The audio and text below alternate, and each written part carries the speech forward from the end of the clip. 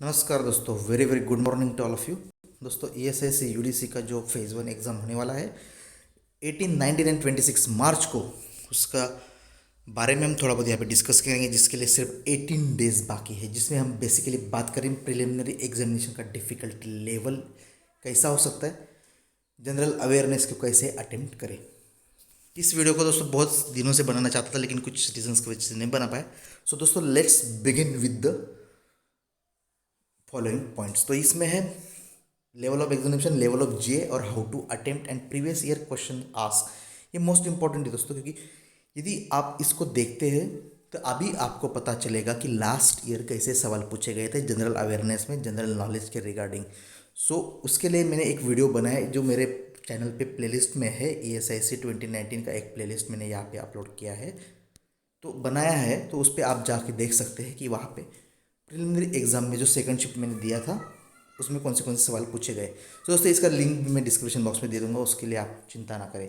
सो ये जो सब कुछ बेस है दोस्तों, वो 2019 का जो मेरा प्रिलिमिनरी मेंस का एक्सपीरियंस दोनों मैंने क्लियर किए थे। Tier 3 के लिए भी क्वालिफाई किया था, बट ऑलरेडी एक जॉब मिल गई थी, तो वहाँ पे मैंने ज्वाइन और Tier 3 के लिए अपीयर नहीं हुआ था। तो दोस्तों, बात करते हैं अब द लेवल ऑफ एग्जामिनेशन। दोस्तों, आप सभी को पता है एग्जामिनेशन पैटर्न 25-25 सवाल आपको जो पूछे जाने वाले हैं वो है general awareness, reasoning, content, English. अब दोस्तों, इसमें यदि बात करेंगे तो जनरल अवेयरनेस और इंग्लिश की हम बाद में बात करेंगे। सबसे पहले बात करेंगे रीजनिंग एंड कॉन्ट की, जो बहुत ही इजी लेवल का आता है, जिसमें आपको 25 से आपसे 25 दोनों में 50 सवाल जो पूछे जाने वाले वो आपको अटेम्प्ट करने ही है। क्योंकि इसमें यदि आप 100 मार्क लाते हो 50-50 दोनों सेक्शंस में, तो आप एक अच्छी लेवल पे आ जाते हो, जो जहाँ पे आपके जो प्रिलिमिनरी एग्जामिनेशन क्लियर करने के जो चांसेस है वो बहुत 90-95 तक बढ़ जाते हैं। क्योंकि जो आने वाले सेक्शंस है GA और इंग्लिश, उसमें आप थोड़ा बहुत कम अटेम्प्ट भी कम करते हो और एक्यूरेसी भी ज़्यादा रखते हो, फिर भी आप प्रीलिम का कट ऑफ क्लियर कर सकते हो, depends on vacancies and state from जहाँ पे आपने अप्लाई किया है।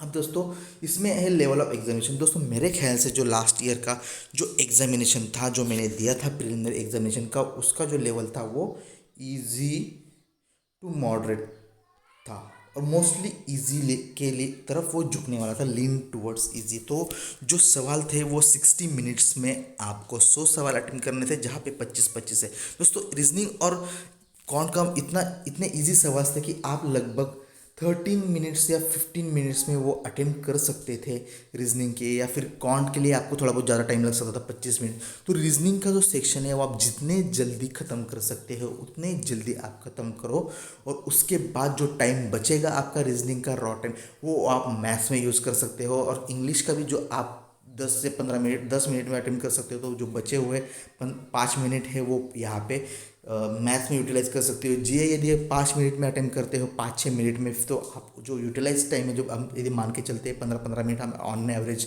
चारों सेक्शंस के देने वाले होंगे, तो वो 10 मिनट्स आप मैथ्स को यूटिलाइज करके मैथ्स में 50 में से 50 मार्क्स ला सकते हो। ज़्यादा डिफ़िकल्ट बात नहीं है, इजी लेवल का मैथ्स और रीजनिंग वहाँ पे पूछा जाता है। इसीलिए मैं इस पे ज़्यादा फोकस कर रहा हूँ कि आपको वहाँ पे 100 out of 100 marks reasoning plus maths में मिलने ही चाहिए।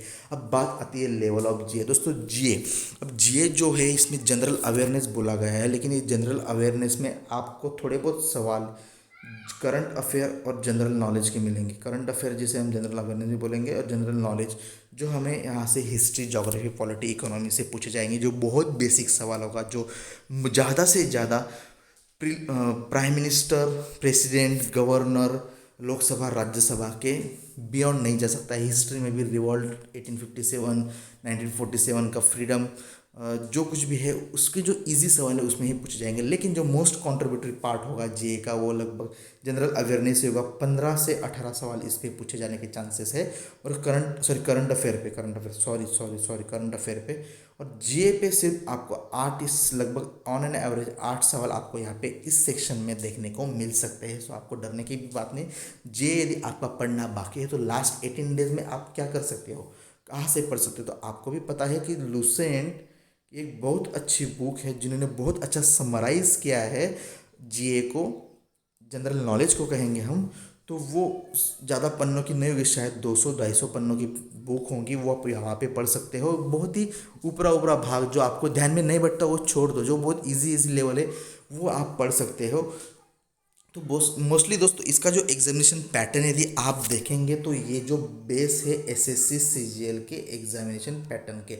सो ऑब्वियसली आपको जो कंपटीशन यहाँ पे देखने को मिलेगी वो एसएससी सीजीएल एस्पिरेंट्स के तरफ से देखने को मिलेगी, क्योंकि उनका रीजनिंग भी अच्छा होगा, उनका मैथ्स भी अच्छा होगा और उनका जीए भी अच्छा होगा, क्योंकि वो ऑलरेडी जीए अच्छा प्रिपेयर करते हैं, क्योंकि उनको यही सवाल लगभग उसमें तो जनरल नॉलेज के जो सेक्शन है वो ज़्यादा होता है, इसके टोटली अपोजिट होता है। क्योंकि अब ये बैंकिंग आईबीपीएस कंडक्ट करेगा तो इसलिए इसका एसएससी जेल के थोड़ा उल्टा है, क्योंकि यहाँ पे करंट अफेयर पे ज़्यादा फोकस किया जाता है, जनरल नॉलेज पे आपको 7-8 सवाल देखने को मिलेंगे। लेकिन सीजीएल में अलग है, वहाँ पे करंट अफेयर में 5-6 सवाल देखने को मिलते हैं और बाकी के जो सवाल है लगभग 18 या 20 वो आपको history, geography, polity, economy 4-5 sections में देखने को मिलते हैं। तो दोस्तों यहाँ पे आपको डरने की ज़रूरत नहीं है, आप यहाँ पे लेवल ऑफ जीए भी अच्छा अटेंड कर सकते हो। तो आपको अटेंड कैसे करना है, जैसे कि मैंने बताया, लगभग यदि आप सेक्शनल टाइम यदि आप देते हो, जैसे हर बंदे का कोई सेक्शन स्ट्रांग होता है, तो मेरे ख्याल से यदि मैं बात करता हूँ, मैं आपको बताना चाहता हूँ